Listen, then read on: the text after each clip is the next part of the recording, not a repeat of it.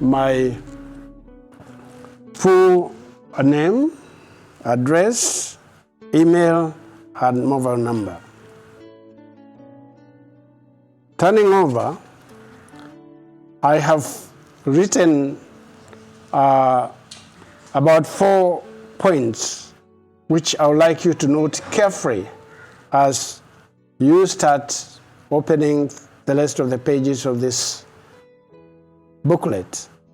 The next page contains the contents, which are 1 to 20, and against each heading is the page on which you will find them. The next is objectives of the book. They are 13 in number. Number 1 is companion for every citizen. I meant for you to have this book personally and refer to it to remind yourself on what I particularly wanted you to know historically, which you may have missed through the years you have lived. Unfortunately, during our ancestral time, like what I went through, I didn't have problem because I was sitting around old men all the time, and I would be very inquisitive, and they would tell me, if you don't ask, I don't tell. And so, you people have not had that chance. You handily sit down, even with your parents, because the kind of life you have grown in, the Industrial Revolution has been bombarded by the Western education, where you are always carrying a bundle of books and running to school at 6 in the morning, and you get back home in the evening tired. You have no time even to talk to your parents, and they have no time for you because they also have got similar kind of occupation. They have to run to work and such. They don't have much time for you. The second one, you get the details that I've included. The second one is a guide on how to vote for the right character. Character is all about a human. Live about skills, live about experience. Please, when you want to describe anybody, describe the character, and you'll be picking the point. The third one is who to pick for governance. In case you take over the country, don't worry. You don't need to know how governments are run. They are described in our statutes. When you read and follow the rule of law properly, which does not have a lacuna, you find that you don't need anyone to tell you how to run the country or to run the government. You can do it. So, those people who think that you cannot be the president of this country if you think you can, then show them that you can pick up and you can be one of the next candidates. Overview of Kenyan governance since colonialism. I have described that in the best I could because I was there. I've gone through it. The Kenyan Cultural Society rules and regulations is described here as the citizens' future in this country. That is what we are missing. I've covered that in details in chapter 19 and 20. Please read it. It will give you something. Just read it and see what I have proposed for culture development. We don't have a Kenyan culture today.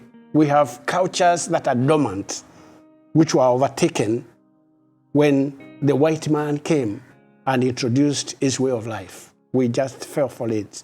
And you find people are even ashamed of their own color. They want to breach their colors. The Kenyan's politics, pros and cons, have canvassed that very well. The information age, I've touched it. Algorithms is the main thing that is required for today's life. Computing relies on algorithms. Corruption indexation is the devil that surrounds us. For goodness sake, read and see what I think about it, and let's be together to discuss it and slay the dragon. The young generation late to take over their mantle. This is like core thing, my core thing here. You people are late. Life is a journey, and at any stage of this journey, you have things to do. If you don't do them at that time, at that age, then leave it for the people who are behind you. They will do their part. Go to the other one. Go to the other ladder and leave the generations to take over. Those people who want to stay in the office forever are doomed. The Kenya to breathe, for Kenya to breathe, governance must divorce politics. That is a panacea to good life. If you can only separate the two, for goodness sake. Governance and politics are our bane today.